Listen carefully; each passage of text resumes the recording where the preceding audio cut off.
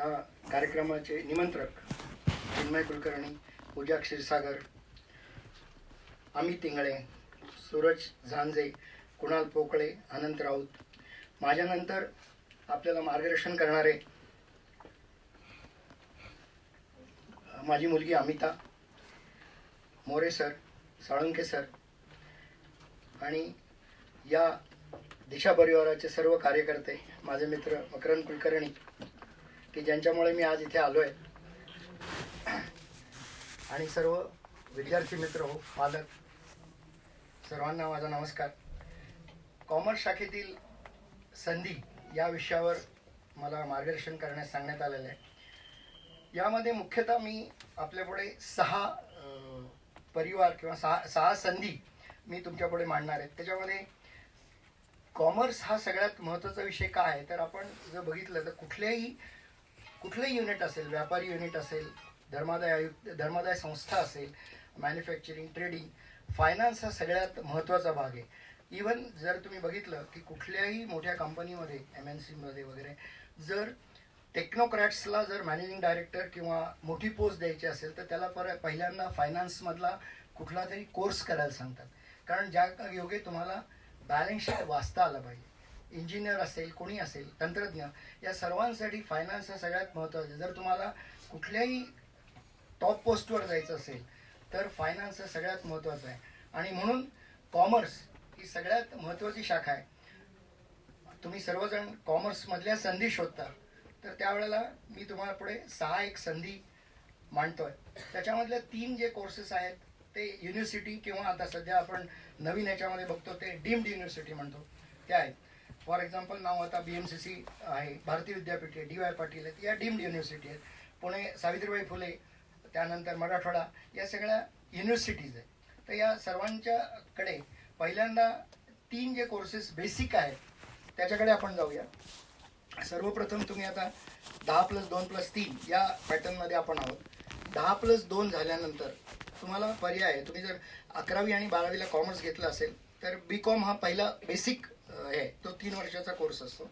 त्यानंतर तुम्हाला पुढे मास्टरी करायची असेल तर तो एक 2 वर्षाचा कोर्स असतो.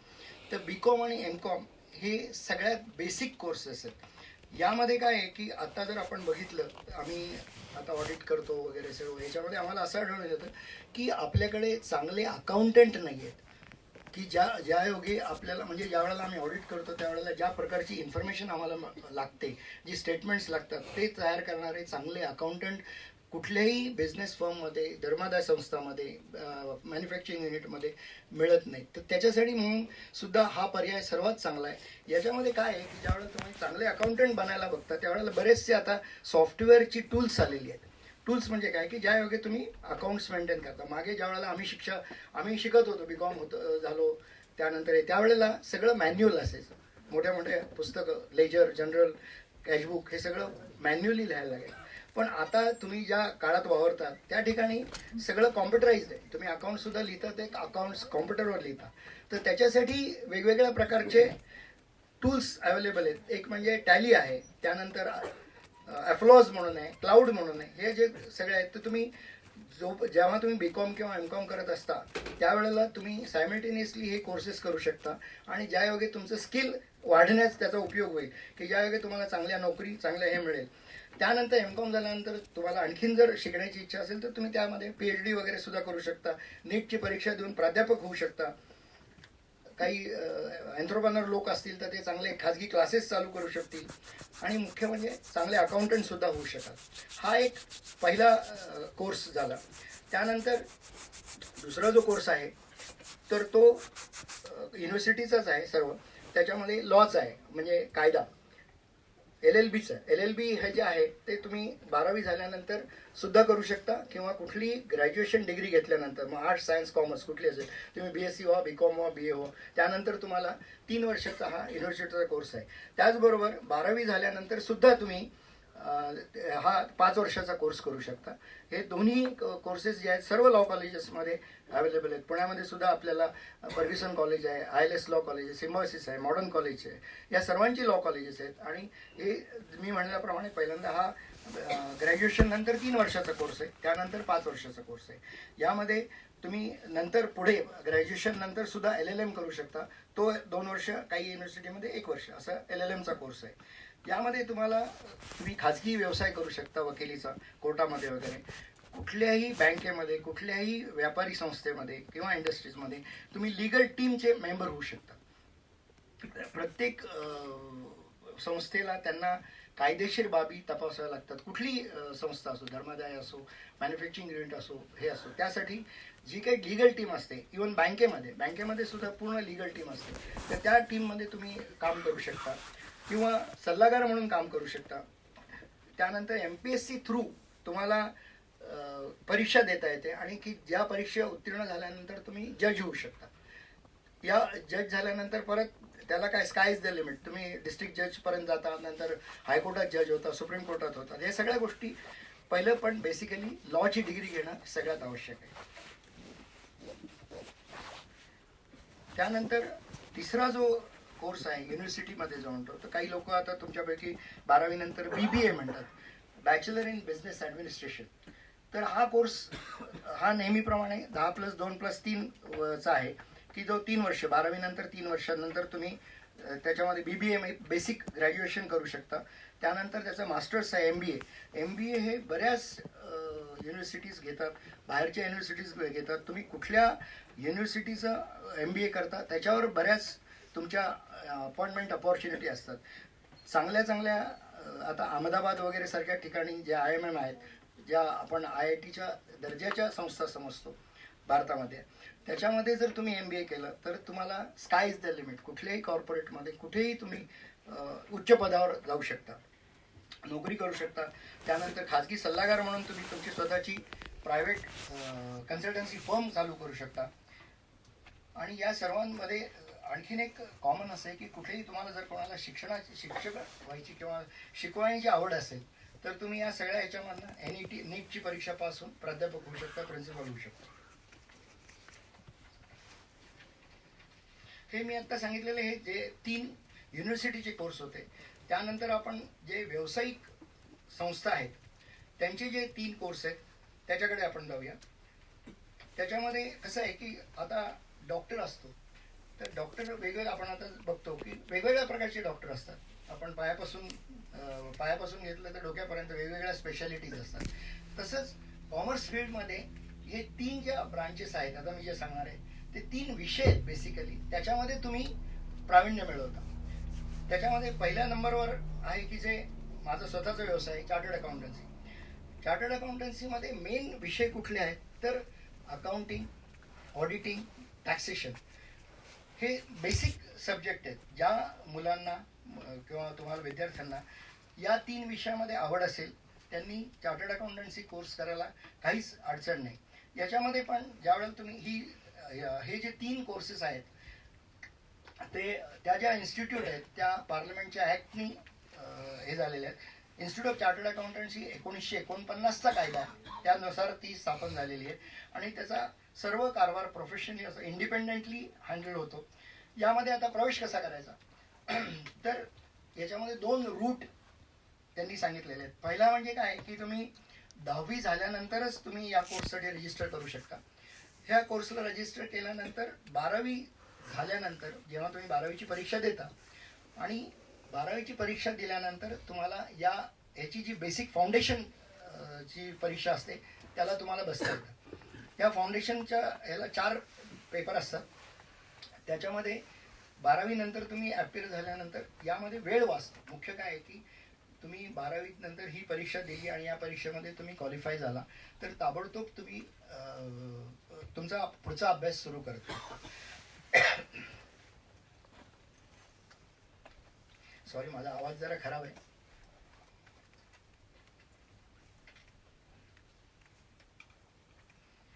तर याला फाउंडेशन रूट म्हणतात. ही फाउंडेशनची परीक्षा द्यायची.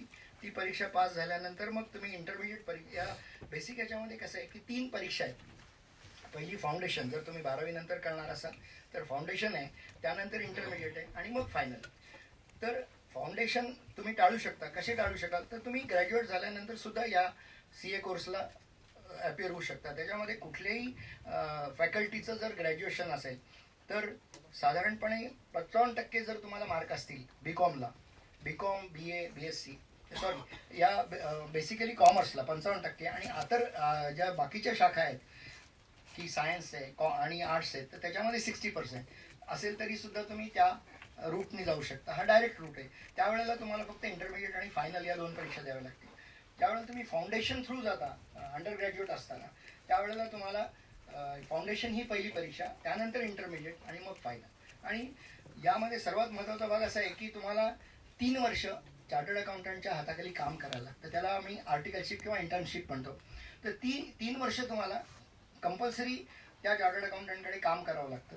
प्रत्येकाला आम्हाला आमच्या अनुभवाप्रमाणे, आमच्या इयर ऑफ स्टँडिंग जेवढं आहे प्रोफेशनमध्ये त्याच्यानुसार आम्हाला परवानगी असते की तुम्ही किती लोकांना ट्रेन करू शकता. 5 आहे, 7 आहे, 10 आहे.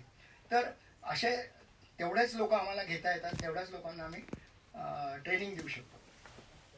तर ज्यावेळेला तुम्ही फाउंडेशन करता आणि फाउंडेशन केल्यानंतर तुम्ही इंटरमिडिएटचा एक कोर्स पास करता या रूटने आल्यानंतर, पहिल्या रूटने आल्यानंतर त्यावेळेला तुम्हाला आर्टिकलशिप करायला परवानगी मिळते. 3 वर्ष ही आर्टिकलशिप असते. त्यामध्ये तुम्हाला मग राहिलेला इंटरचा एक ग्रुप आणि मग फायनलची परीक्षा अशी तुम्हाला द्यावे लागतात. आणि मग ती फायनलची परीक्षा झाल्यानंतर मग तुम्ही क्वालिफाय होता. डायरेक्ट रूटमध्ये तुम्ही ज्या वेळेला BCom, BA, BSc करून येता त्यावेळेला तुम्हाला इंटरमिडिएटला म्हणजे डायरेक्ट रजिस्टर करून आर्टिकलशिप सुरू करता येते. आर्टिकलशिप सुरू झाल्यानंतर मग 9 महिन्यानंतर जी पहिली परीक्षा येते ते इंटरमिडिएटला बसता येतं आणि मग आर्टिकलशिप इंटरमिडिएट पास झाल्यानंतर 12 महिन्यानंतर जी परीक्षा येते त्या परीक्षेला तुम्हाला फायनलला बसता येतं. आणि अशा प्रकारे तुम्ही एकदा दोन्ही रूटनी आल्यानंतर जेव्हा तुम्ही फायनल परीक्षा पास होता त्यावेळेला तुम्ही क्वालिफाय होता. आता याच्यामध्ये कसं आहे की या कोर्समध्ये स्पेसिफिकली मी म्हटल्याप्रमाणे 3 वर्ष तुम्हाला कंपल्सरी CA कडे काम करावं लागतं. ती वेळ साधारणपणे 10:30 ते 5:30 असतं. त्यामध्ये तुम्ही बाकीचे पण कोर्सेस युनिव्हर्सिटीचे वगैरे करू शकता, पण इन्स्टिट्यूटची परमिशन घ्यायला लागते. आणि त्याप्रमाणे आता यामध्ये संधी काय, संधी भरपूर आहेत चार्टर्ड अकाउंटंटला कुठेही. आणि ही इंडिपेंडंट ज्यावेळेला तुम्ही प्रायव्हेट प्रॅक्टिस करू शकता, त्यानंतर कंपनीमध्ये तुम्हाला आता सध्या इन्स्टिट्यूटच्या आमच्या आकडेवारीप्रमाणे जर बघितलं तर 100 जेव्हा मुलं पास होतात त्याच्यामधली 13 जण फक्त प्रॅक्टिस करतात आणि 87 लोक जॉबमध्ये जातात. म्हणजे जॉबमधली रिक्वायरमेंट ही एवढी आहे की एवढ्या कंपन्या येत आहेत, त्यामध्ये ही रिक्वायरमेंट वाढतच जाणार आहे. त्याचबरोबर 13% जर प्रोफेशनमध्ये आले तर प्रोफेशनवरचं पण लोड वाढत जातं. कारण काय, इंडिपेंडंट ऑडिटर असणं हे प्रत्येक कंपनीची प्रत्येक याची गरज आहे. आणि त्याच्यासाठी म्हणून 13% म्हणजे जे व्यवसायामध्ये येतात त्यांना पण भरपूर स्कोप आहे. आणि त्याचप्रमाणे यांना सुद्धा नोकरीमध्ये असणाऱ्या लोकांना सुद्धा भरपूर स्कोप आहे.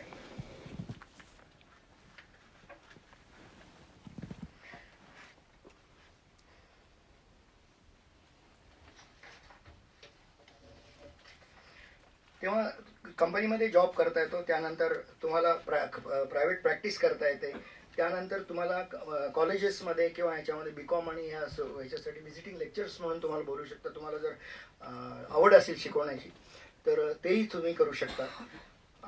असे विविध क्षेत्रामध्ये म्हणजे ह्याच्यामध्ये तुम्हाला स्कोप आहे. यानंतरचा जो दुसरा प्रोफेशनलचा कोर्स आहे, कसं असतं मी आता म्हटल्याप्रमाणे डॉक्टरप्रमाणे जसं प्रत्येकाचा स्पेशलिस्ट असतो तसं त्या चार्टर्ड अकाउंटन्सी या कोर्समध्ये अकाउंट्स, ऑडिटिंग, फायनान्स हे सगळ्या टॅक्सेशन हे महत्त्वाचे विषय असतात. त्याचप्रमाणे आपल्याकडे ज्या सर्व कंपन्या, ज्या तुम्ही जर आता कंपन्या बघत असाल बोर्ड तर काही वेळेला लिहिलेलं असतं so and so private limited किंवा लिमिटेड. तर या प्रायव्हेट लिमिटेड 2 प्रकारच्या कंपन्या असतात, प्रायव्हेट लिमिटेड, पब्लिक लिमिटेड. की ज्यावेळेला प्रायव्हेट लिमिटेडमध्ये रिस्ट्रिक्शन्स असतात की बाबा याचे एवढेच मेंबर असतील, त्याच्या पुढचे असेल तर ती लिमिटेड कंपनी. पण या सर्व कंपन्यांचा कारभार सांभाळण्यासाठी सचिव म्हणून कंपनी सेक्रेटरी हा एक विषय आहे की ज्याच्यामध्ये कंपनी ॲक्ट, आम्ही ज्या वेळेला CAचा अभ्यास करायचो तर तो एवढा मोठा ॲक्ट आहे, 650 सेक्शन्सचा. आणि त्याचं एक असं मोठं पुस्तक असायचं, ते आम्ही उशी म्हणून घेऊन झोपायचं. इतकं ते म्हणजे थोडंसं तरी डोक्यात जाईल त्याच्यामुळे रात्री झोपताना वापरल्यामुळे. तर हा असा इतका मोठा विषय आहे. जर तुम्ही बघितलं तर कंपन्यांमध्ये बऱ्याच कायदेशीर बाबीची पूर्तता करावी लागते कंपन्यांना. म्हणजे बोर्ड मीटिंग असेल, त्याच्या कार्यक्रम पत्रिका ठरवणे, त्यानंतर त्याचे मिनिट्स लिहिणे, वेगवेगळे फॉर्म्स वेगवेगळ्या ह्याच्यामध्ये दाखल करणे. त्याचबरोबर ज्या पब्लिक लिमिटेड कंपन्या असतात, तुम्ही जर इकॉनॉमिक टाइम्स वगैरे किंवा पेपर वाचत असाल तर काही वेळेला बातम्या साध्या पेपरमध्ये पण येतात. त्याच्यामध्ये असं म्हटलं जातं की शेअर बाजार, आता कालच शुक्रवारच्या ह्याच्यामध्ये होतं की शेअर बाजार कोसळला. तर शेअर बाजार कोसळणं म्हणजे काय की हे ज्या सगळ्या कंपन्या असतात त्यांचे समभाग असतात, ते स्टॉक एक्सचेंजवर त्याचं बाजार असतो आणि शेअर बाजार जो आपण म्हणतो ते, आणि त्याच्यामध्ये त्या किमती कोट होत असतात, खालीवर होत असतात. तर तो कोसळला म्हणजे त्या किमती कोसळतात. तर या सगळ्या ज्या रेग्युलेटिंग अथॉरिटीज आहेत त्या अथॉरिटीजना वेगवेगळ्या प्रकारचे पत्रकं, फॉर्म्स पूर्तता करावी लागते. आणि हे काम कोण करतं तर कंपनी सचिव करतात. प्रत्येक कंपनीला त्यांचं भागभांडवल झालं ठराविक लिमिटमध्ये झालं आणि त्याच्या पुढे टर्नओव्हर झाला तर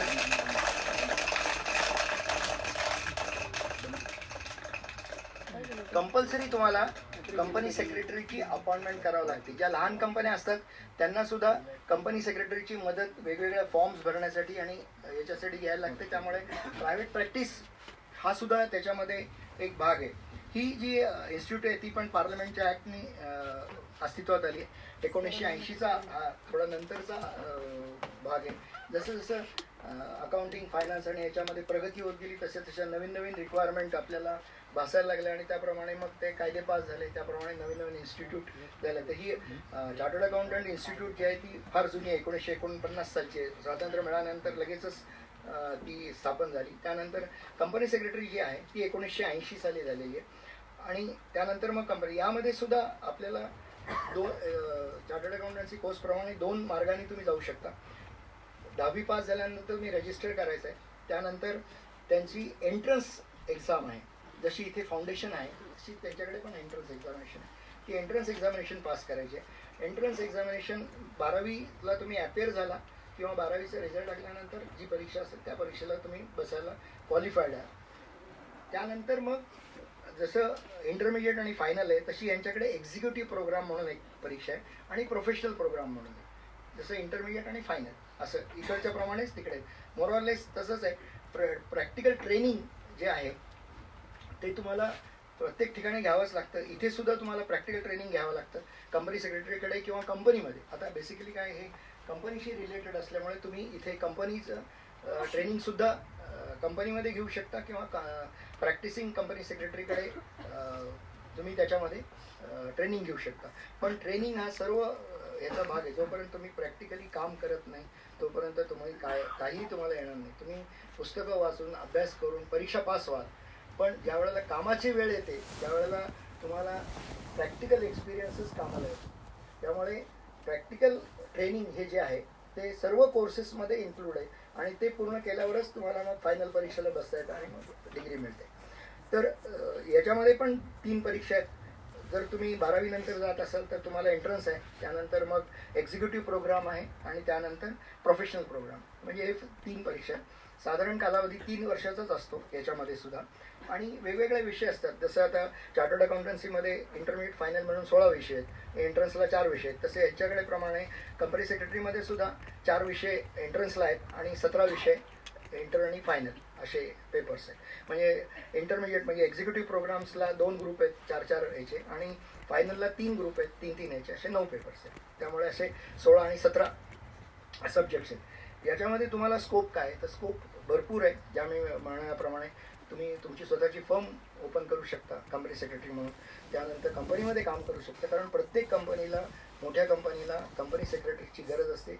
प्रत्येक त्यांच्या फॉर्मवर कंपनी सेक्रेटरीची सही असल्याशिवाय तो फॉर्म कुठल्याही रजिस्ट्रार. आणि याचं रेग्युलेशन कोण करतं तर प्रत्येक स्टेटला रजिस्ट्रार ऑफ कंपनीज म्हणून एक ऑफिस असतं, गव्हर्नमेंटचं ऑफिस आहे की जे कॉर्पोरेट अफेअर्स मिनिस्ट्रीच्या अंडर येतं. आणि प्रत्येक स्टेटला, महाराष्ट्रामध्ये आता आपल्याकडे महाराष्ट्रामध्ये मुंबईला पण आहे आणि पुण्यामध्ये पण आहे. तर मुंबईला जे आहे ते रेस्ट ऑफ महाराष्ट्रासाठी, पुण्याला पुण्याच्या विभागासाठी आहे. तर अशी गरजेप्रमाणे ते जास्त ऑफिसेस पण उघडतात. तर या सगळ्याचं मॉनिटरिंग जे आहे कंपनी ॲक्टचं, तर ते सगळं त्याचं मॉनिटरिंग जे आहे ते रजिस्टर ऑफ कंपनीज करते, त्यांच्याकडे वेगवेगळे फॉर्म्स आपल्याला सबमिट करावे लागतात कंपन्यांना, खाजगी प्रॅक्टिस करणाऱ्या लोकांना सुद्धा. आणि तिथे त्यांची सही कंपल्सरी असते. जशी ऑडिट केल्यानंतर चार्टर्ड अकाउंटंटची सही गरजेची असते, त्याचप्रमाणे कंपनी सेक्रेटरीची पण सही गरजेची असते. आणि सर्व यांना याची गरज असते. त्यामुळे इथे पण मी म्हटल्याप्रमाणे तुम्ही क्लासेससुद्धा काढू शकता, क्लासेसमध्ये शिकू शकता, कॉलेजमध्ये शिकू शकता कंपनी सेक्रेटरी. आणि हा कंपनी सेक्रेटरी हा विषय कंपनी लॉ आहे तो सगळीकडेच थोडाफार फरक आहे. इथे कंपनी सेक्रेटरीमध्ये केवळ तुम्ही कंपनी सेक्रेटरी कंपनी ॲक्टच फार प्रावीण्य मिळवता. त्यामुळे बाकीच्या ज्या कोर्सेसमध्ये याची गरज आहे तिथे सुद्धा तुम्हाला शिकवायला जायला आणि याला चान्स आहे.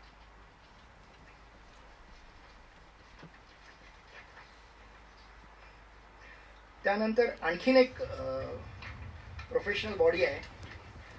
या दोन institute of company chartered accountants आणि इन्स्टिट्यूट ऑफ कंपनी सेक्रेटरीज यांची मेन जी ऑफिसेस आहेत ती दिल्लीला आहेत. आणि आता मी जे म्हणणार आहे सांगतोय की institute of cost and management accountant म्हणजे कॉस्ट अकाउंटंट म्हणतात. आता कसं आहे की आता आपण बघितलं की अकाउंटिंग, फायनान्स, टॅक्सेशन हा एक भाग झाला, कंपनी लॉ हा एक भाग झाला की याच्यासाठी हे वेगळी ब्रांच आहे. तसंच आता समजा कुठलीही गोष्ट, साधा एक तुम्ही पेन घ्या, ते जर तुम्हाला तयार करायचं असेल तर त्याला काहीतरी कॉस्ट असते.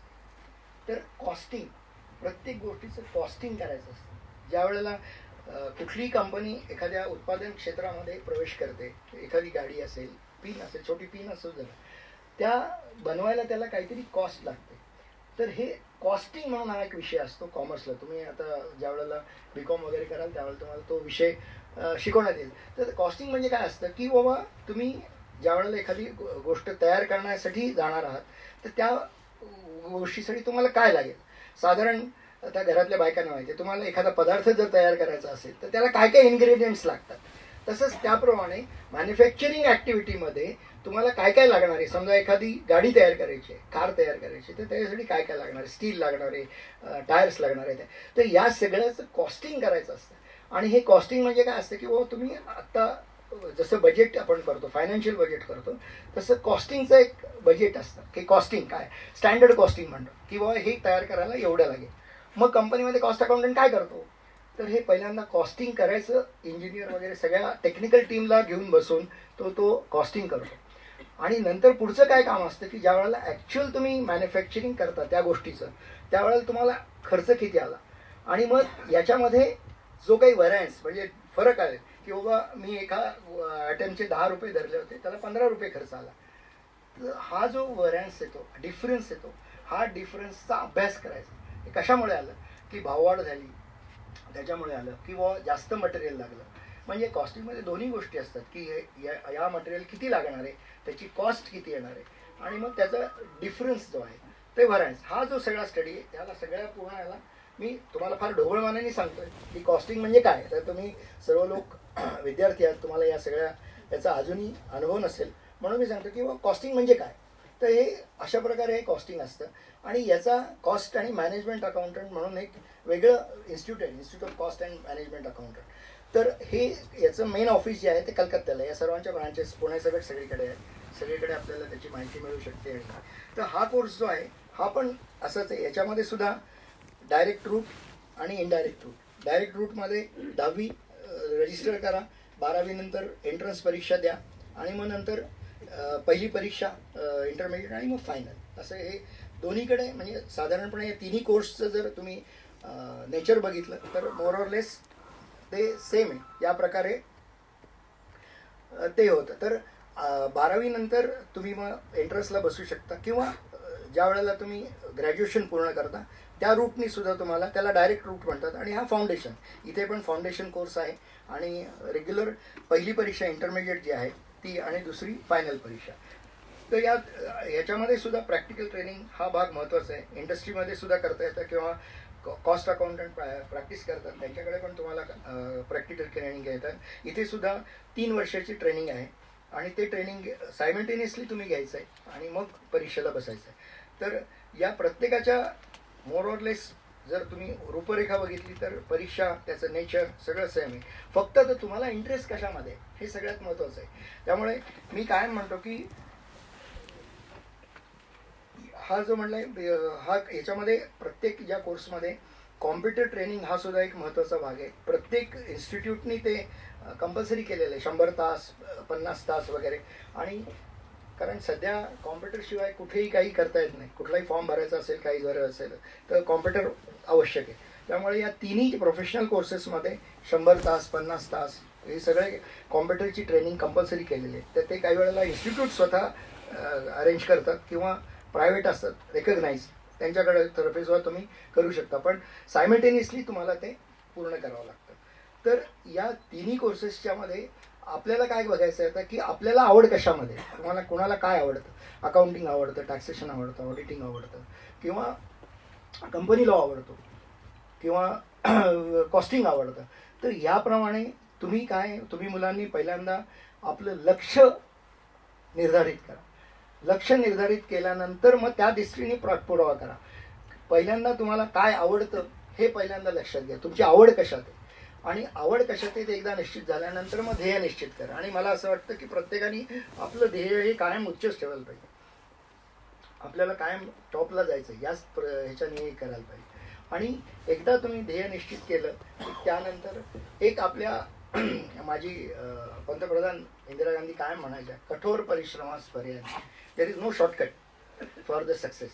तुम्हाला कठोर परिश्रम करायलाच पाहिजे, त्याच्याशिवाय तुम्हाला कुठेही यश मिळणार नाही. मग ते कुठली परीक्षा असो, कुठलाही हे असो. तर पहिल्यांदा तुम्ही ध्येय निश्चित करा, त्यानंतर त्या दृष्टीने प्रयत्न सुरू करा, कठोर परिश्रम करा. मी माझ्यावरूनच तुम्हाला म्हणजे एक सहज मला मकरंद कुलकर्णी म्हणाले होते की तुम्ही एक्सपिरियन्स पण सांगा.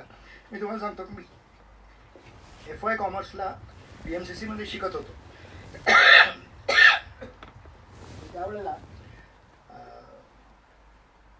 दिवसमध्ये फक्त 2 तास कॉलेज असायचं, 2-2.5 तास. सकाळी 8 ते 10 10:30 पर्यंत कॉलेज असायचं. त्यानंतर मग दिवसभर काय करायचं, काही उद्योगच काही नाही. तेव्हा मी एक चार्टर्ड अकाउंटंटकडे कामाला सुरुवात केली. 18 वर्षाचं वय होतं. सकाळी आम्ही राहायचो पद्मावतीला. पद्मावतीवरून सकाळी 8ला कॉलेजला यायचं. 7 किलोमीटर 14 किलोमीटर सायकल चालवायचो.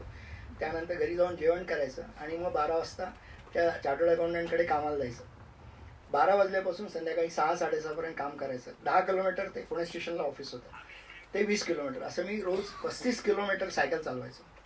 आणि 35 किलोमीटर सायकल चालवून मग आणि त्यामुळे एक झालं की ज्या वेळेला मी माझी आर्टिकलशिप सुरू केली एंट्रन्स BCom नंतर, तर त्यावेळेला मी त्यांच्याकडे असलेली सगळी ऑडिट्स एकदा पूर्ण केलेली होती 3 वर्षामध्ये FY SYTY मध्ये.